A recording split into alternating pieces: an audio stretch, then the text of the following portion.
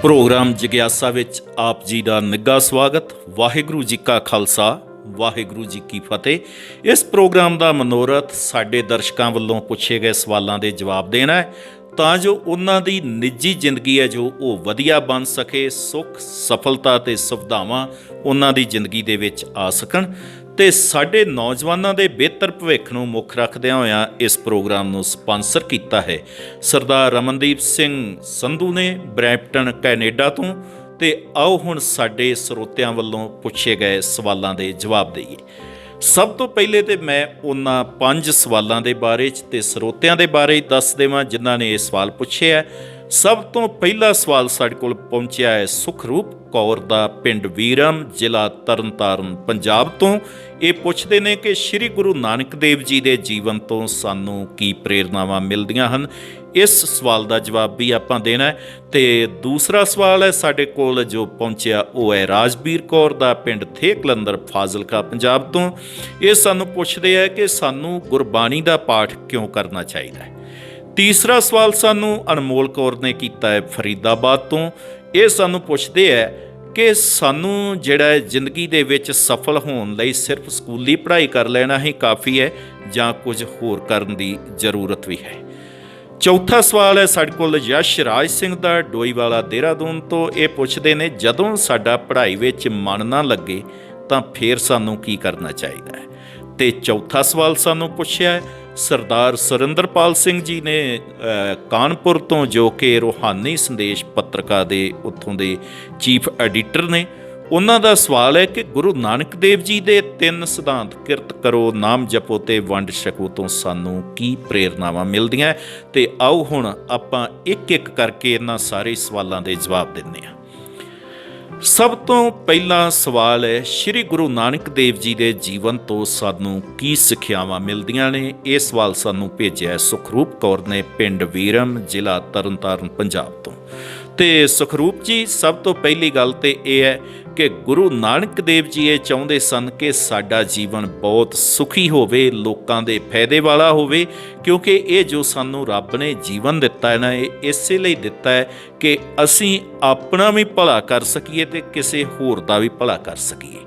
ਇਸੇ ਵਾਸਤੇ ਹੀ ਗੁਰੂ ਨਾਨਕ ਦੇਵ ਜੀ ਨੇ ਉਹਨਾਂ ਸਾਰੇ ਕਰਮਕਾਂਡਾਂ ਨੂੰ ਰੱਦ ਕਰ ਦਿੱਤਾ ਸੀ ਜਿਹੜੇ ਕਰਮਕਾਂਡ ਮਨੁੱਖ ਦੇ ਜੀਵਨ ਨੂੰ ਚੰਗਾ ਜਾਂ ਮਾੜਾ ਨਹੀਂ ਬਣਾਉਂਦੇ ਸੀ। ਫੋਰ ਦੀ ਐਗਜ਼ਾਮਪਲ, ਲੋਕ ਉਸ ਵੇਲੇ ਜਨੇਊ ਤਾਂ ਪਹਿਨਦੇ ਸੀ, ਪਰ ਗੁਰੂ ਨਾਨਕ ਦੇਵ ਜੀ ਨੇ ਇਹ ਕਹਿ ਦਿੱਤਾ ਸੀ ਕਿ ਜੇਕਰ ਤੁਸੀਂ ਬਾਹਰ ਜਨੇਊ ਪਾ ਲਿਆ ਜਾਂ ਨਾ ਪਾਇਆ ਇਹਦਾ ਕੋਈ ਫਾਇਦਾ ਨਹੀਂ ਹੋਣਾ, ਪਰ ਜੇਕਰ ਤੁਸੀਂ ਗੁਨਾਹ ਕਰਕੇ ਚੰਗੇ ਹੋ ਗਏ, ਤੁਹਾਡੇ ਅੰਦਰ ਦਇਆ ਆ ਗਈ, ਸੰਤੋਖ ਆ ਗਿਆ, ਤੁਹਾਡੇ ਅੰਦਰ ਸੱਚ ਆ ਗਿਆ, ਨਿਮਰਤਾ ਆ ਗਈ, ਚੰਗੇ ਗੁਣ ਆ ਗਏ, ਤਾਂ ਫਿਰ ਤੁਹਾਡਾ ਵੀ ਫਾਇਦਾ ਹੋਵੇਗਾ, ਤੁਹਾਡੇ ਨਾਲ ਹੋਰ ਵੀ ਕਈਆਂ ਦਾ ਫਾਇਦਾ ਹੋਵੇਗਾ।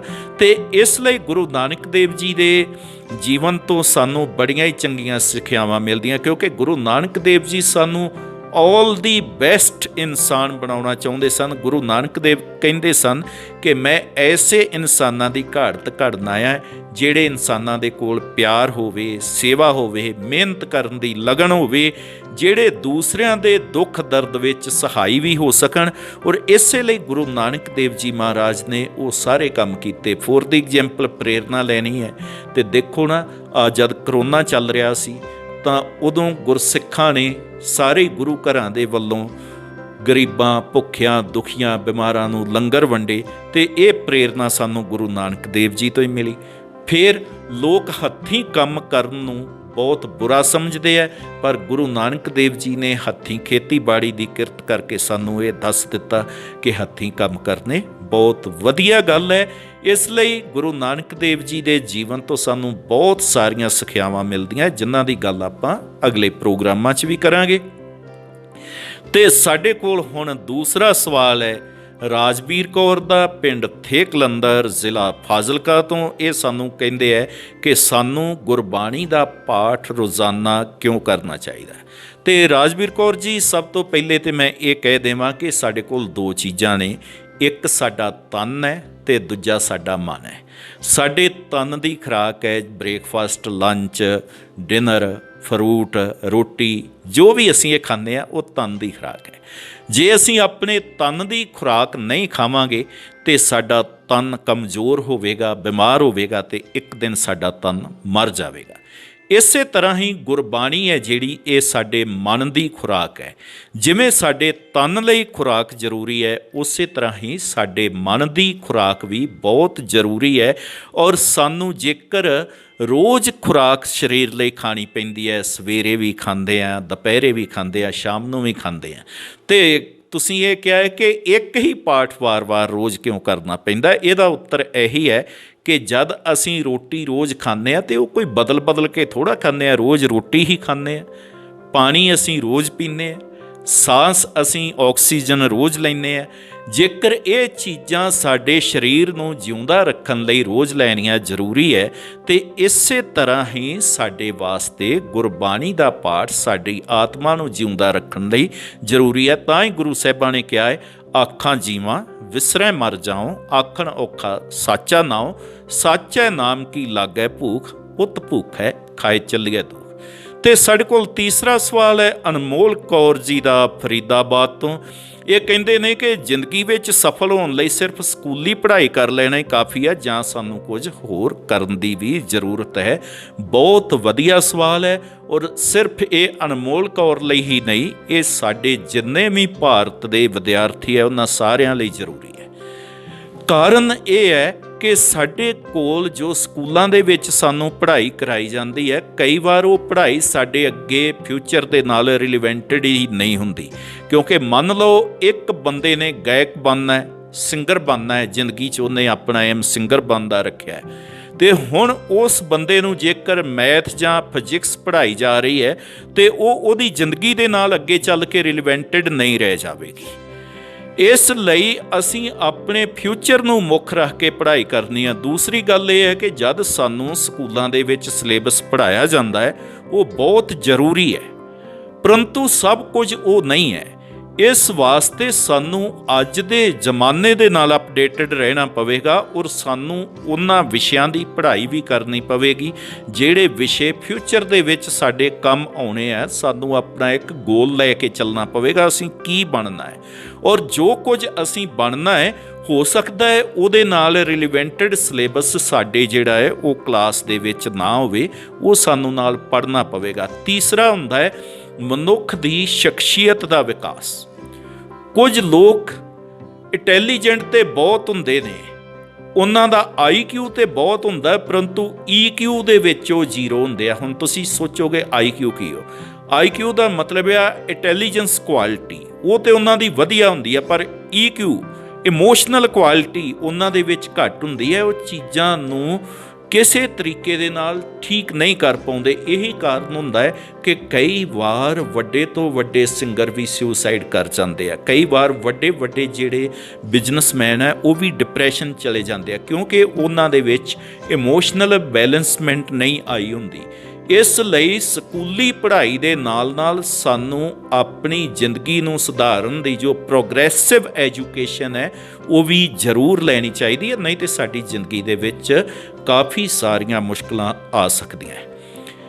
ਸਾਡੇ ਕੋਲ ਅਗਲਾ ਸਵਾਲ ਹੈਗਾ ਹੈ ਯਸ਼ਰਾਜ ਸਿੰਘ ਦਾ, ਡੋਈਵਾਲਾ, ਦੇਹਰਾਦੂਨ ਤੋਂ। ਇਹ ਕਹਿੰਦੇ ਆ ਜਦੋਂ ਸਾਡਾ ਪੜ੍ਹਾਈ ਵਿੱਚ ਮਨ ਨਾ ਲੱਗੇ ਤਾਂ ਫਿਰ ਸਾਨੂੰ ਕੀ ਕਰਨਾ ਚਾਹੀਦਾ ਹੈ? ਵਾਕਿਆ ਹੀ ਬਹੁਤ ਵਧੀਆ ਸਵਾਲ ਹੈ, ਔਰ ਸਾਡੇ ਦੇਸ਼ ਦੇ ਹਜ਼ਾਰਾਂ ਲੱਖਾਂ ਬੱਚੇ ਐਸੇ ਹੈ ਜੋ ਪੜ੍ਹਾਈ ਨੂੰ ਸਿਰਫ ਢੋ ਰਹੇ ਆ, ਜੋ ਉਹਨਾਂ ਦੀ ਮਜਬੂਰੀ ਬਣ ਚੁੱਕਾ ਹੈ ਕਿ ਕਰਨਾ ਹੈ, ਜਦ ਕਿ ਉਹਨਾਂ ਦਾ ਮਨ ਉਸ ਦੇ ਵਿੱਚ ਬਿਲਕੁਲ ਨਹੀਂ ਹੁੰਦਾ। ਔਰ ਜਦੋਂ ਕਿਸੇ ਚੀਜ਼ ਦੇ ਨਾਲ ਤੁਹਾਡਾ ਸੰਬੰਧ ਨਾ ਹੋਵੇ ਜਾਂ ਉਹ ਚੀਜ਼ ਤੁਹਾਨੂੰ ਸਮਝ ਨਾ ਆਵੇ ਤੇ ਉਦੋਂ ਉਸ ਚੀਜ਼ ਦੇ ਵਿੱਚ ਮਨ ਨਹੀਂ ਲੱਗਦਾ। ਇਹ ਗੱਲ ਬਹੁਤ ਜ਼ਰੂਰੀ ਹੈ। ਇਸ ਲਈ ਜਦ ਸਾਡਾ ਪੜ੍ਹਾਈ 'ਚ ਮਨ ਨਾ ਲੱਗੇ ਤਾਂ ਸਭ ਤੋਂ ਪਹਿਲਾਂ ਤਾਂ ਸਾਨੂੰ ਉਸ ਕਨਸੈਪਟ ਨੂੰ ਚੰਗੀ ਤਰ੍ਹਾਂ ਸਮਝਣਾ ਚਾਹੀਦਾ ਹੈ, ਸਟਾਰਟਿੰਗ ਤੋਂ ਲੈ ਕੇ ਐਂਡ ਤੱਕ ਸਮਝਣਾ ਚਾਹੀਦਾ ਹੈ। ਫਿਰ ਉਸ ਦੇ ਵਿੱਚ ਸਾਨੂੰ ਬਾਰ-ਬਾਰ ਚੇਂਜਿੰਗਸ ਲਿਆਉਣੀਆਂ ਚਾਹੀਦੀਆਂ, ਦੂਸਰਿਆਂ ਦੇ ਨਾਲ ਉਸ ਸਬਜੈਕਟ ਦੇ ਬਾਰੇ 'ਚ ਡਿਸਕਸ਼ਨ ਕਰਨੀ ਚਾਹੀਦੀ ਹੈ। ਅਸੀਂ ਜਿੰਨਾ ਕਿਸੇ ਚੀਜ਼ ਨੂੰ ਜ਼ਿਆਦਾ ਡਿਸਕਸ ਕਰਦੇ ਜਾਵਾਂਗੇ, ਅਸਲ ਵਿੱਚ ਪੜ੍ਹਾਈ 'ਚ ਉਦੋਂ ਮਨ ਨਹੀਂ ਲੱਗਦਾ ਜਦੋਂ ਕੋਈ ਚੀਜ਼ ਸਾਡੀ ਸਮਝ ਦੇ ਵਿੱਚ ਨਹੀਂ ਆਉਂਦੀ। ਪਹਿਲਾਂ ਧੀਰੇ ਧੀਰੇ ਸਾਡੀ ਸਮਝ ਦੇ ਵਿੱਚ ਉਹ ਚੀਜ਼ ਆਉਣੋਂ ਹਟਦੀ ਹੈ ਤੇ ਫਿਰ ਉਹ ਬੋਰਿੰਗ ਹੁੰਦੀ ਜਾਂਦੀ ਹੈ ਤੇ ਇੱਕ ਸਮਾਂ ਐਸਾ ਆ ਜਾਂਦਾ ਹੈ ਕਿ ਅਸੀਂ ਪੜ੍ਹਾਈ ਤੋਂ ਦੂਰ ਭੱਜਣ ਲੱਗਦੇ ਹਾਂ। ਇਸ ਲਈ ਪਹਿਲੀ ਤੇ ਗੱਲ ਇਹ ਹੈ, ਆਪਣਾ ਮਨ ਲੈ ਕੇ ਚੱਲੋ ਕਿ ਮੈਂ ਇਹ ਕੰਮ ਕਰਨਾ ਹੈ। ਤੀਸਰੀ ਜ਼ਰੂਰੀ ਚੀਜ਼ ਇਹ ਹੈ, ਪੜ੍ਹਦਿਆਂ ਜੇਕਰ ਨਾਲ ਤੁਸੀਂ ਆਡੀਓ ਮਿਊਜ਼ਿਕ ਸੁਣਨਾ ਸ਼ੁਰੂ ਕਰ ਦੇਵੋ ਤਾਂ ਇਹ ਵੀ ਮਨ ਨੂੰ ਲਗਾਉਣ ਦਾ ਬਹੁਤ ਅੱਛਾ ਸਾਧਨ ਹੁੰਦਾ ਹੈ। ਜੇ ਪੜ੍ਹਾਈ ਦੇ ਸਮੇਂ 'ਚ ਅਸੀਂ ਮਿਊਜ਼ਿਕ ਸੁਣਨਾ ਸ਼ੁਰੂ ਕਰ ਦਈਏ ਨਾ ਤੇ ਉਹਦੇ ਨਾਲ ਮਨ ਸਾਡਾ ਕਈ ਵਾਰ ਜ਼ਿਆਦਾ ਲੱਗ ਜਾਂਦਾ, ਜੇ ਡਿਸਟਰਬ ਕਰੇ ਹਟ ਜਾਓ। ਤੀਸਰੀ ਚੀਜ਼ ਇਹ ਹੈ ਕਿ ਪੜ੍ਹਨ ਦੇ ਵਾਸਤੇ ਤੁਹਾਡੇ ਕੋਲ ਅਲੱਗ ਇੱਕ ਕੁਰਸੀ ਮੇਜ਼ ਪਿਆ ਹੋਣਾ ਚਾਹੀਦਾ, ਉੱਥੇ ਜਾ ਕੇ ਬੈਠ ਕੇ ਪੜ੍ਹੋ ਤਾਂ ਹੀ ਗੱਲ ਬਣੇਗੀ। ਜੇਕਰ ਤੁਹਾਡੇ ਕੋਲ ਮੋਬਾਈਲ ਫੋਨ ਪਿਆ ਹੈ, ਤੁਹਾਡੇ ਕੋਲ ਹੋਰ ਲੋਕ ਗੱਲਾਂ ਬਾਤਾਂ ਕਰ ਰਹੇ ਨੇ ਜਾਂ ਟੀਵੀ ਚੈਨਲ ਚੱਲ ਰਿਹਾ ਹੈ, ਤੇ ਹੋ ਸਕਦਾ ਤੁਸੀਂ ਬਹੁਤ ਜਲਦੀ ਆਪਣੀ ਪੜ੍ਹਾਈ ਤੋਂ ਡਿਸਟਰੈਕਟ ਹੋ ਜਾਓ। ਇਸ ਲਈ ਪੜ੍ਹਾਈ 'ਚ ਮਨ ਲਗਾਉਣ ਲਈ ਜਸਰਾਜ ਸਿੰਘ ਜੀ ਆਸ ਕਰਦੇ ਹਾਂ ਇਹ ਚੀਜ਼ਾਂ ਜ਼ਰੂਰ ਸਮਝੋਗੇ। ਸਾਡੇ ਕੋਲ ਲਾਸਟ ਸਵਾਲ ਹੈ ਸਰਦਾਰ ਸੁਰਿੰਦਰਪਾਲ ਸਿੰਘ ਜੀ, ਰੂਹਾਨੀ ਸੰਦੇਸ਼ ਪੱਤਰਕਾ ਕਾਨਪੁਰ ਵਾਲਿਆਂ ਦਾ। ਇਹ ਪੁੱਛਦੇ ਨੇ ਕਿ ਗੁਰੂ ਨਾਨਕ ਪਾਤਸ਼ਾਹ ਜੀ ਦੇ 3 ਸਿਧਾਂਤ ਕਿਰਤ ਕਰੋ, ਨਾਮ ਜਪੋ ਤੇ ਵੰਡ ਸਕੋ ਸਾਡੇ ਜੀਵਨ 'ਤੇ ਕਿਹੋ ਜਿਹਾ ਪ੍ਰਭਾਵ ਪਾਉਂਦੇ ਨੇ। ਤੇ ਸਰਦਾਰ ਸੁਰਿੰਦਰਪਾਲ ਸਿੰਘ ਜੀ, ਤੁਸੀਂ ਲੱਗਦਾ ਹੈ ਕਾਫੀ ਗੁਰਮਤਿ ਦੀ ਸੋਝੀ ਰੱਖਣ ਵਾਲੇ ਹੋ। ਤਾਂ ਇਹ ਜੋ 3 ਸਿਧਾਂਤ ਨੇ ਇਹ ਸਰਵੋਤਮ ਇਨਸਾਨ ਦੀ ਸਿਰਜਣਾ ਕਰਦੇ ਆ, ਕਿਉਂਕਿ ਜੋ ਸਰਵੋਤਮ ਇਨਸਾਨ ਹੁੰਦਾ ਹੈ ਉਹ ਸਿਰਫ ਤੇ ਸਿਰਫ ਪਦਾਰਥਵਾਦੀ ਨਹੀਂ ਹੁੰਦਾ। ਉਹਦੇ ਕੋਲ ਜੋ ਸਭ ਤੋਂ ਜ਼ਰੂਰੀ ਚੀਜ਼ ਹੁੰਦੀ ਹੈ ਕਿ ਇਮੋਸ਼ਨਲ ਸੈਂਟੀਮੈਂਟਸ ਵੀ ਹੁੰਦੇ ਆ। ਉਹ ਦੂਸਰਿਆਂ ਨੂੰ ਵੀ ਸੁਖੀ ਰੱਖਦਾ ਹੈ, ਆਪ ਵੀ ਸੁਖੀ ਰਹਿੰਦਾ ਹੈ। ਉਹ ਕਦੇ ਵੀ ਵਿਹਲਾ ਨਹੀਂ ਬੈਠਦਾ, ਕਿਉਂਕਿ ਕਹਿੰਦੇ ਆ ਕਿ ਵਿਹਲਾ ਮਨ ਸ਼ੈਤਾਨ ਦਾ ਘਰ ਹੁੰਦਾ। ਇਸ ਲਈ ਕਿਰਤ ਕਰਨੀ ਔਰ ਕਿਰਤ ਕਰਦਿਆਂ ਹੋਇਆਂ ਜ਼ਿੰਦਗੀ ਦੇ ਵਿੱਚ ਅੱਗੇ ਵਧਣਾ ਹੈ, ਪਰਿਵਾਰ ਦੀਆਂ ਸਮਾਜ ਦੀਆਂ ਜ਼ਿੰਮੇਵਾਰੀਆਂ ਨੂੰ ਪੂਰਾ ਕਰਨਾ ਹੈ। ਸਿਰਫ ਆਪਣੇ ਬਾਰੇ ਹੀ ਨਹੀਂ ਸੋਚਣਾ। ਗੁਰੂ ਸਾਹਿਬ ਜਿਵੇਂ ਕਹਿੰਦੇ ਆ ਵੰਡ ਛਕੋ, ਤੇ ਅਸੀਂ ਮਾਨਵਤਾ ਦੇ ਭਲੇ ਦੇ ਵਾਸਤੇ ਵੰਡ ਕੇ ਵੀ ਛਕਣਾ ਹੈ, ਤਾਂ ਹੀ ਸਾਡੀ ਜ਼ਿੰਦਗੀ ਸੋਹਣੀ ਸੁਚੱਜੀ ਤੇ ਵਧੀਆ ਬਣ ਸਕਦੀ ਹੈ। ਕਿਉਂਕਿ ਗੁਰੂ ਨਾਨਕ ਪਾਤਸ਼ਾਹ ਦੇ ਇਹ 3 ਸਿਧਾਂਤਾਂ ਦਾ ਹੀ ਅਸੀਂ ਕਹਿ ਲਈਏ ਕਿ ਪ੍ਰਭਾਵ, ਇਹਨਾਂ 3 ਸਿਧਾਂਤਾਂ ਦੀ ਐਸੀ ਕਰਾਮਾਤ ਕਿ ਅੱਜ ਤੁਸੀਂ ਗੁਰੂ ਦੇ ਸਿੱਖਾਂ ਨੂੰ ਕਿਤੇ ਵੀ ਦੇਖੋ, ਉਹ ਸਾਰੇ ਪਾਸਿਆਂ ਤੋਂ ਸੰਪੰਨ ਹਨ। ਉਹਨਾਂ ਦੇ ਕੋਲ ਮਾਇਆ ਦਾ ਵੀ ਘਾਟਾ ਨਹੀਂ, ਬਿਜ਼ਨਸ ਵੀ ਵੱਡੇ ਵੱਡੇ ਹੈ। ਤੁਹਾਨੂੰ ਕਿਤੇ ਵੀ ਕੋਈ ਸਿੱਖ ਵੰਡਦਾ ਤੇ ਦਿਸੇਗਾ, ਭਿੱਖਿਆ ਮੰਗਦਾ ਕਿਤੇ ਵੀ ਕੋਈ ਸਿੱਖ ਨਹੀਂ ਦਿਸੇਗਾ। ਤੁਹਾਨੂੰ ਜਿੱਥੇ ਵੀ ਦੇਖੋਗੇ ਸਿੱਖਾਂ ਦੀ ਇੱਕ ਖਾਸ ਹੀ ਸ਼ਾਨ, ਖਾਸ ਹੀ ਪਹਿਚਾਨ ਦਿਸੇਗੀ, ਔਰ ਉਹ ਸਭ ਕੁਝ ਇਹਨਾਂ 3 ਸਿਧਾਂਤਾਂ ਦੇ ਕਰਕੇ ਹੀ ਹੋਂਦ ਦੇ ਵਿੱਚ ਆਇਆ ਹੈ। ਅੱਜ ਸਿਰਫ ਇੰਨਾ ਹੀ ਦੋਸਤੋ, ਤੇ ਤੁਹਾਡੇ ਮਨ ਵਿੱਚ ਵੀ ਬਹੁਤ ਸਾਰੇ ਸਵਾਲ ਹੋਣਗੇ ਜਿਨ੍ਹਾਂ ਦੇ ਤੁਸੀਂ ਜਵਾਬ ਚਾਹੁੰਦੇ ਹੋ। ਉਹ ਸਵਾਲ ਤੁਸੀਂ ਸਾਨੂੰ ਵੀਡੀਓ ਰਾਹੀਂ, ਟੈਕਸਟ ਮੈਸੇਜ ਜਾਂ ਆਡੀਓ ਰਾਹੀਂ ਸਾਨੂੰ ਤੁਸੀਂ ਸਾਡੇ ਮੋਬਾਈਲ ਨੰਬਰ 8837690192 'ਤੇ ਭੇਜ ਸਕਦੇ ਹੋ, ਤੇ ਤੁਹਾਡੇ ਵੱਲੋਂ ਪੁੱਛੇ ਗਏ ਸਵਾਲਾਂ ਦੇ ਜਵਾਬ ਅਸੀਂ ਅਗਲੇ ਪ੍ਰੋਗਰਾਮਾਂ ਵਿੱਚ ਦੇਣ ਦੀ ਕੋਸ਼ਿਸ਼ ਕਰਾਂਗੇ। ਤੁਹਾਡੇ ਤਰੱਕੀ ਤੇ ਵਿਕਾਸ ਨੂੰ ਮੁੱਖ ਰੱਖਦਿਆਂ ਹੋਇਆਂ ਇਸ ਪ੍ਰੋਗਰਾਮ ਨੂੰ ਸਪਾਂਸਰ ਕੀਤਾ ਹੈ ਸਰਦਾਰ ਰਮਨਦੀਪ ਸੰਧੂ ਨੇ, ਬਰੈਂਪਟਨ ਕੈਨੇਡਾ ਤੋਂ।